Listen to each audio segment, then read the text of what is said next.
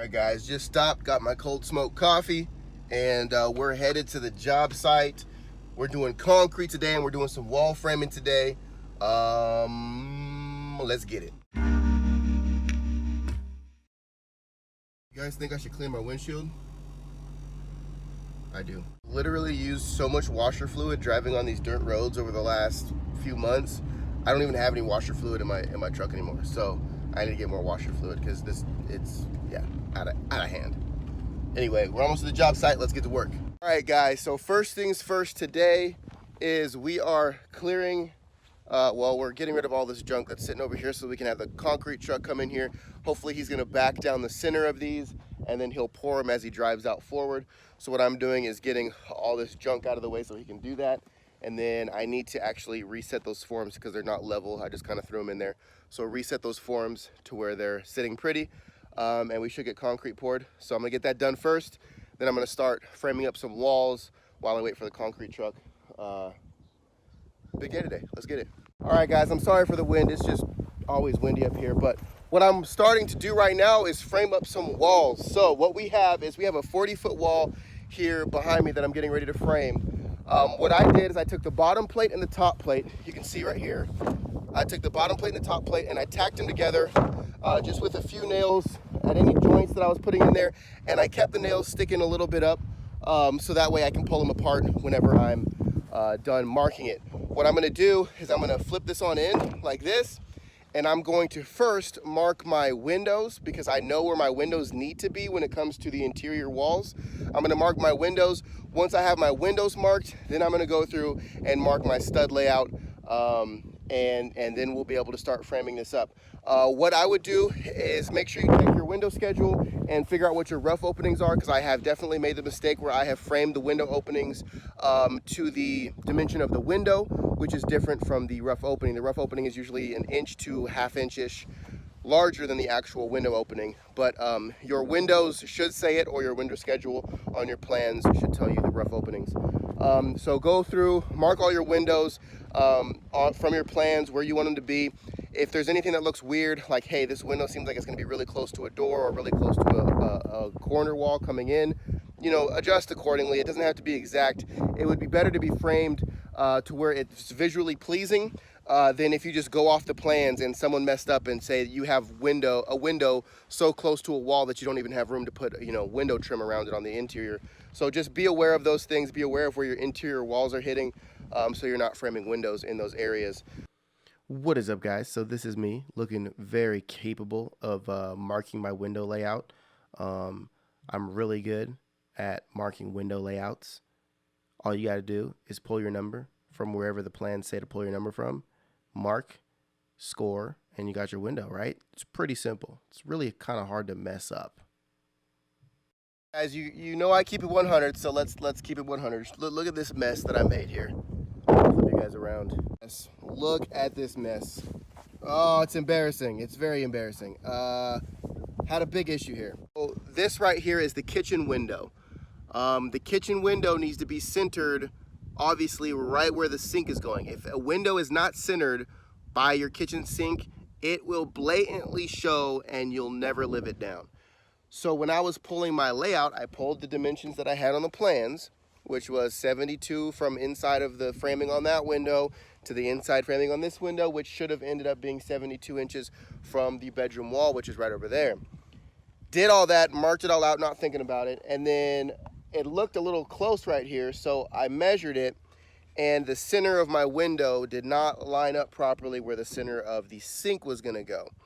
So then I pulled my 72 from this wall this way. That's the second portion where I messed up. And I marked my 72 on the front side of the window, marked it all out, and I'm like, word, I crushed that. No, I was wrong again. So then I had to realize, okay, I need to mark the center of my sink, which I should have done in the first place. I don't know why I didn't do that. I'm sorry, it's super windy. I'm trying to block it with my hand. But next thing I realized, I needed to do 72, add my 15 because it's a 30-inch sink, add my 15 to the center of my sink, and then mark my center of sink at 87, and then measure off that 87, 18 inches this way, 18 inches that way, and then mark my king, jack, and cripple from that. That is what I finally did. and we got it right this time. The window will be in the right place, but I mean, not without some embarrassing scribbles. So, keeping it honest with you guys, mistakes happen. It is what it is. Great, happy I caught it now versus when I'm throwing wood together. But I did just literally spend like 20 minutes trying to figure this out.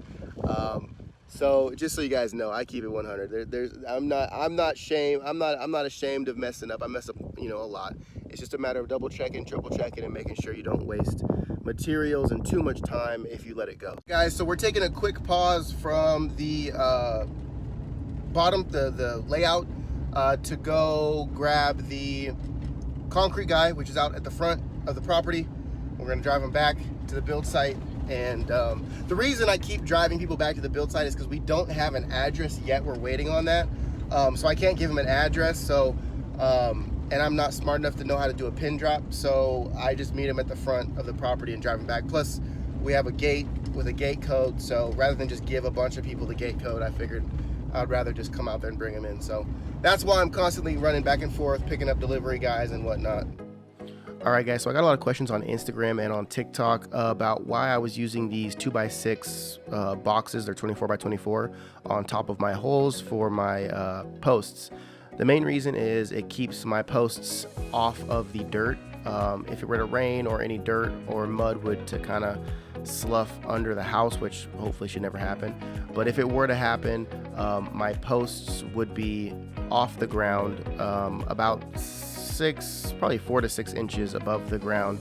So if there were to be any water or anything to get under the house, it would not actually touch my posts. Now, I am using pressure treated 6x6s, which they can have ground contact, but in the end, the more separation you have from dirt to wood to water, the more likely you're not going to have to deal with termites, you're not going to have to deal with mold, you're not going to have to deal with rot or anything like that. So in the end, I try to give as much space from my wood members, regardless if they're pressure treated or not, from the dirt. So that's why the holes are being capped off with these 2x6 boxes. So hope that helps. Hope that answers the question.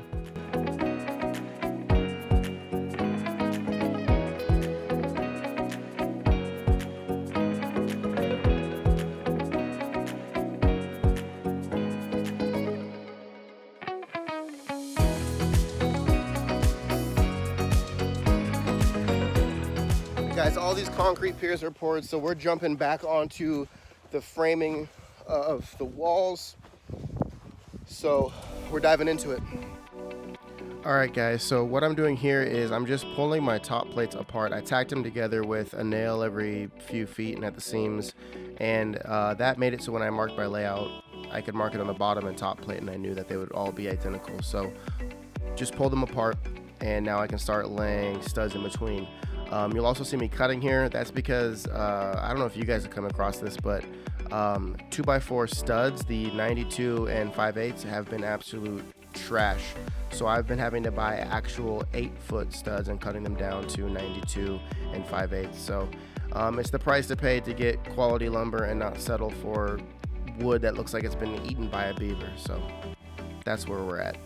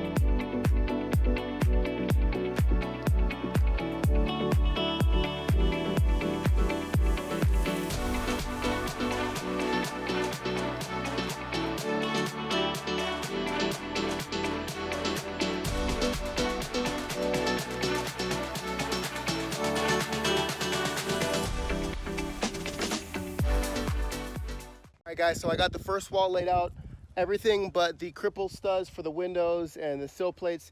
What I like to do is attach all my studs all the way across secure my wall, and then I'll actually go in there and place my windows. Since I don't have dimensions on how high off the ground the windows are going, since I'm going off my own plans, I'm gonna figure those out, and then I'll add those in. So what I'm gonna do right now is I'm gonna make sure all my studs are crowned the right way. Basically, crown means when you pick up your stud, like this is a bad one right here. Look how bowed that is. I'm probably gonna scrap that one. This one's garbage. So when you pick up the stud, when you look down it, there's gonna be kind of a crown to it. So here you can kind of see how it's arched. You wanna make sure that arch is facing up and do them all the same way. The reason you face it up is so that you can nail it onto the plate, bottom plate, without your board being kicked up off the ground. So I'll probably make a specific video on how to frame a wall later, but right now I'm gonna crown all of them, secure all of them, and then I'm gonna frame up the windows.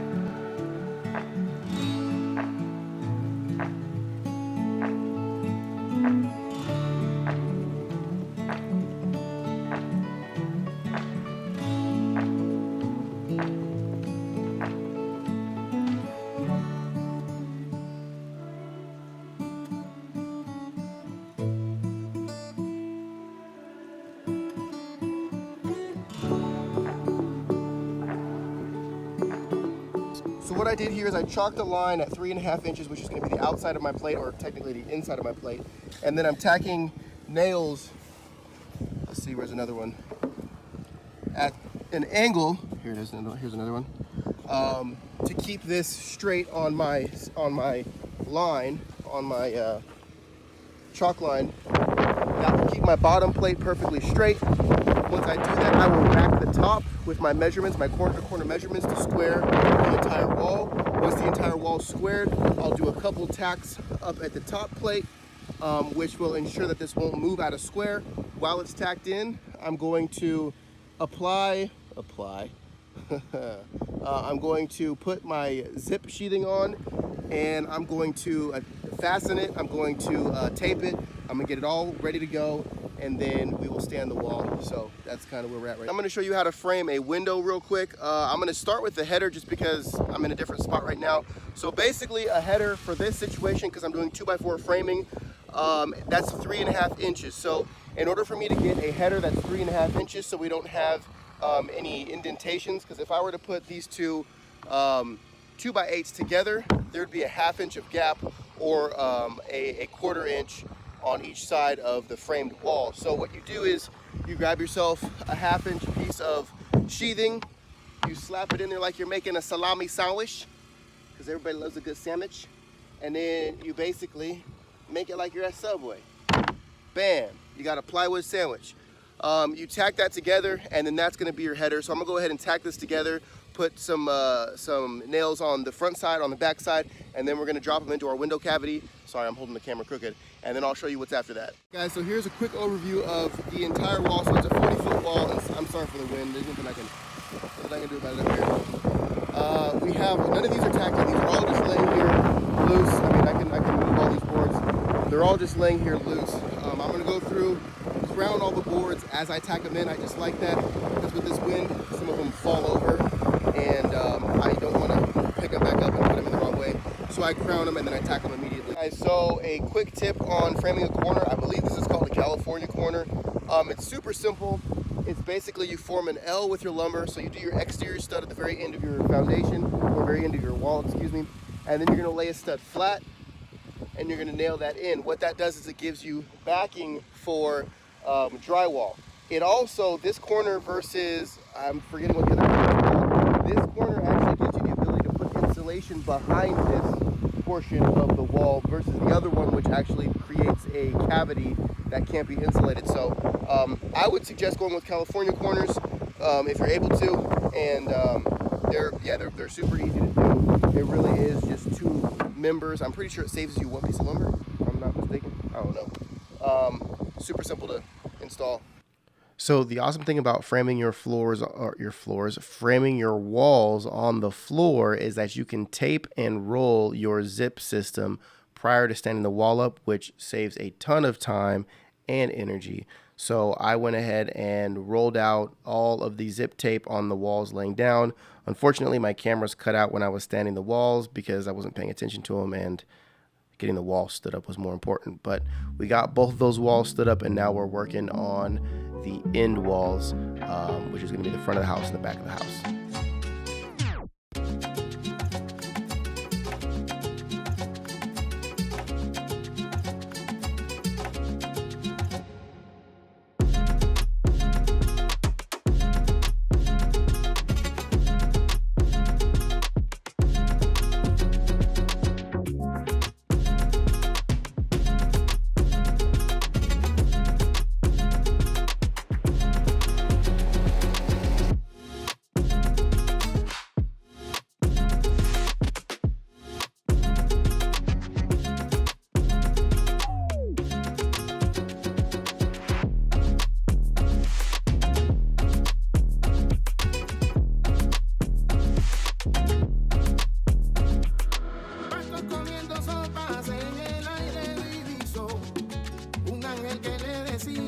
Ha nacido el Redentor, de oriente salen reyes para adorar al Dios niño, y una estrella le guiaba para seguir su camino.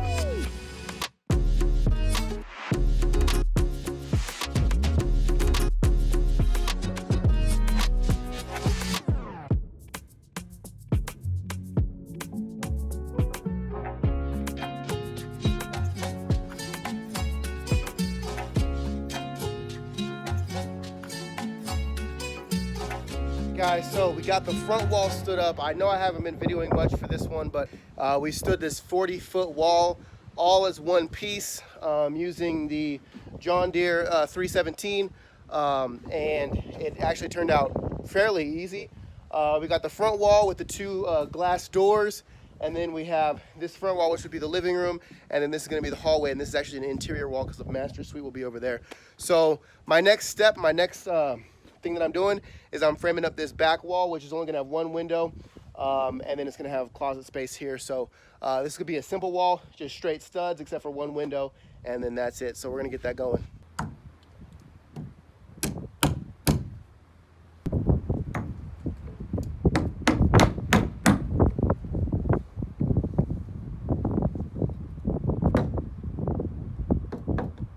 So you see here I have my bottom and top plates just tacked together. I leave the nails sticking a little proud just so I can pop them out easy. So now I have my bottom and my top plate fully secured to each other, and now I'm going to mark my layout.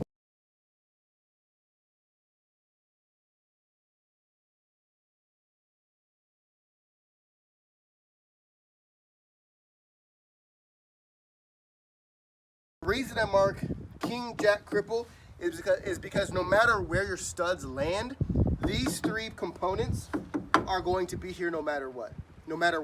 So if I'm pulling 16 on center and I land right here, and this happens to be a stud, I don't have to mark it because I already know we already have a framing member there.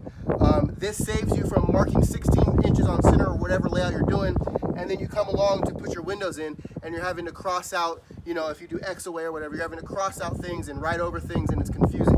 Mark your windows so that way when you're pulling your 16 or 24 or 19 and 3/16 layout, you land over some window framing, you just move right past it, you keep going. So just a quick little tip there, and now I'm gonna go ahead and start framing up the rest of this wall.